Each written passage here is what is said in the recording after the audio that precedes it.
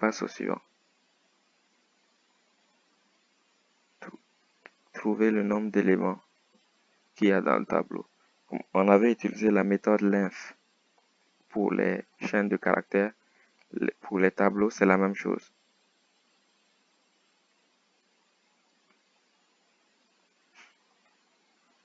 Sauf que pour les tableaux, ce n'est plus une méthode. Je vais voir, est-ce que je me trompe pas? Ou non, je me trompe pas. Ce n'est pas une méthode quand on veut accéder au truc de tableau. Quand on veut accéder au nombre d'éléments qu'il y a dans un tableau, length, ce n'est plus une méthode.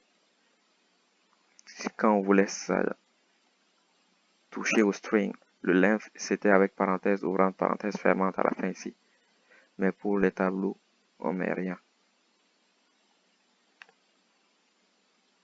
La réponse est correcte. Trouver le nombre d'éléments, c'est length. Passer à travers tous les éléments du tableau.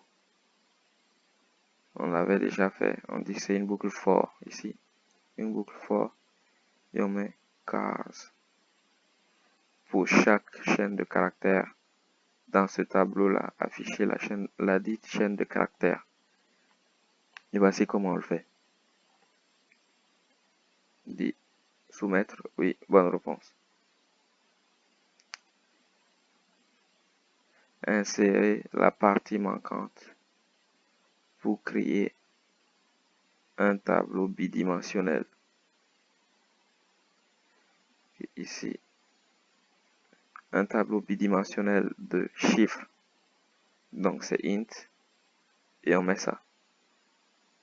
Quand on met un seul, c'est un tableau unidimensionnel. Quand on en met deux, ça veut dire un tableau bidimensionnel. Ça veut dire qu'il y aura des tableaux dans un plus grand tableau. Ça, c'est le plus grand tableau avec les codes et ces caractères-là. Est-ce que c'est des guillemets? Non, c'est pas des guillemets. Et celui-là, c'est le plus petit tableau qu'il y a dedans. Il y a deux tableaux dans le grand tableau. Donc, c'est un tableau bidimensionnel. On l'écrit comme ça. On écrit le type de données qu'il y a dedans, puis le symbole du tableau bidimensionnel. Passons au suivant. Ici, on est dans la partie méthode. Ajouter la partie manquante pour appeler cette méthode-là. Pour appeler cette méthode, on va dire, on veut appeler la méthode. Vous voyez ici, statique, elle est statique. Quand on veut appeler une méthode sans objet, quand on veut appeler une méthode dans une méthode statique sans objet, cette méthode aussi doit être statique. C'est pourquoi vous voyez statique ici et statique ici. Si vous ne comprenez pas ça pour l'instant, ce n'est pas grave. On va peut-être y revenir plus tard. Ici, pour l'appeler, on dit my méthode comme en Python. My méthode, parenthèse ouvrante, parenthèse fermante. Comme ça, on l'appelle, c'est tout. Avec parenthèse à la fin. Pour appeler les méthodes, on met des parenthèses. Et ici, il n'y a pas de paramètres à la méthode. Donc, il n'y a rien à l'intérieur. On soumet pour voir. Oui, c'est la bonne réponse. On passe au suivant. Insérer la partie manquante.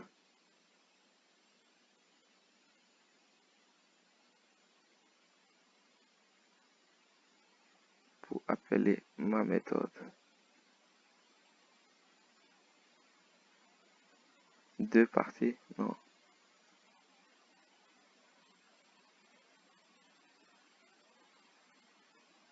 Oh, appeler ma méthode deux fois. Deux fois.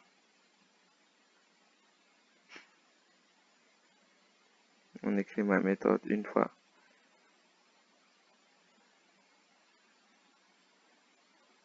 Ma méthode deux fois. En fait, pour appeler une méthode, on peut l'appeler autant de fois qu'on veut. autant de fois qu'on veut. On l'a appelé une fois, on aurait pu l'appeler 2 fois, 3 fois, 5 fois, 10 fois. On aurait pu utiliser une boucle pour l'appeler autant de fois qu'on veut. Une méthode, on peut l'appeler autant de fois qu'on veut. Et tant qu'on l'écrit de la bonne façon, on peut l'appeler.